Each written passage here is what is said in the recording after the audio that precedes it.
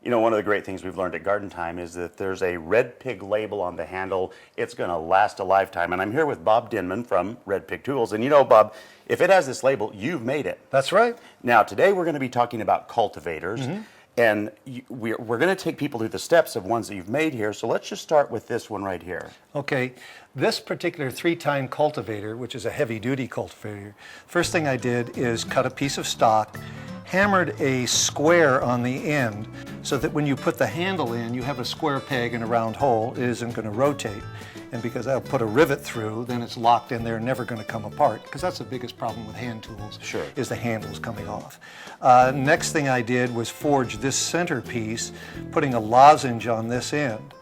After that, forged this piece as a single piece with lozenges on either end. Fullered, which is putting a dent in something. Fullering is putting a dent in something. This piece, then welded the two together. At the end of just at the end of the weld, I take it very quickly over and hammer it so it fuses. You're not just welding the perimeter, but it fuses this. It's now all one piece, and that's called a forge weld. The next thing I did was bend them, so this gets bent down first. These get, the cross pieces get bent around here like this, and then bent around here, and push down so they're aligned so that they're all hitting the ground at the same time. And this is, after a handle is put on it, this is the finished tool. And you can see it's locked in here. And this is a very heavy-duty cultivator with very aggressive tines. The next tool that I made was this. Yeah, this is an interesting one here. This is a 5-tine cultivator, and this is a smaller version of it, what I was making today. This is a large one, this is a small one. It's called a crowsfoot cultivator. And this kind of cultivator is basically for scratching around in the soil. It's not very aggressive. We'll come back to that because what it does is the tines are angled forward. They don't want to rip open the soil, so you're working around shallow-rooted plants. The steps for making this are much simpler.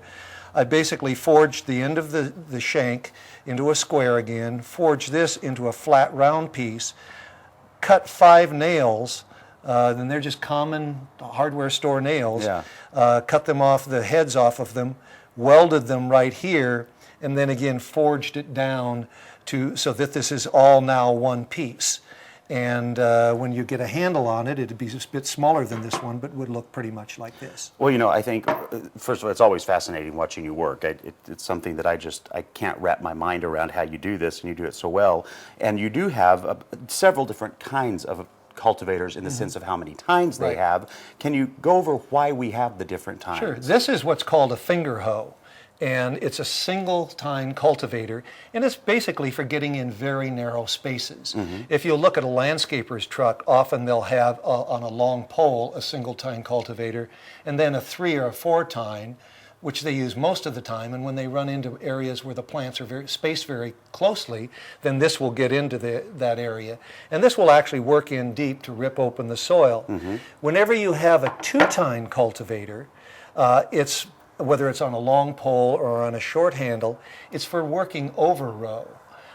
You basically can run down a row of seedlings up until they're about tall enough to get hit by this portion of the tool, and you can work both sides of the row at the same time. And not damage the seedlings. And not damage the seedlings. That makes sense. sense. So you're getting the work done that much faster.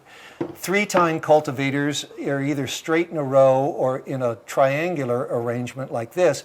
And generally speaking, I prefer this configuration because what happens, you pull this through the soil, most of the work is against the single tine, and this is breaking the ground, then these are just fracturing further what this is already loosened.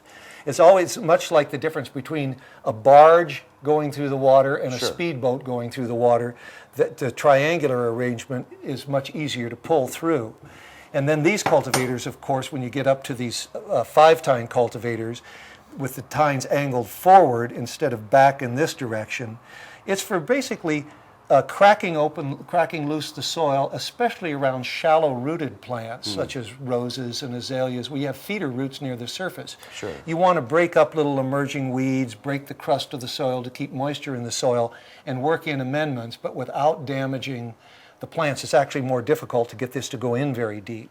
So there are a number of different cultivators for a number of different purposes. Do all of these, Bob, all of these could work as long-handled tools Yes. as well. Yep. So regardless of what your need is, whether you want to get down on there and get under the plant or if you want to stand up and you could do it. The general difference is that when they're made for a long handle, I make them out of a thicker steel, and they're made a bit more stout because you're going to be working that long handled tool harder and Sure. being more aggressive than you are with a hand tool. Well, you know, it's always just a world of information when we come out here to Red Pig Tools. For more information, we invite you to go to gardentime.tv. We'll click you over to their website. Always a pleasure, Bob. Thank you so Thanks much. a lot.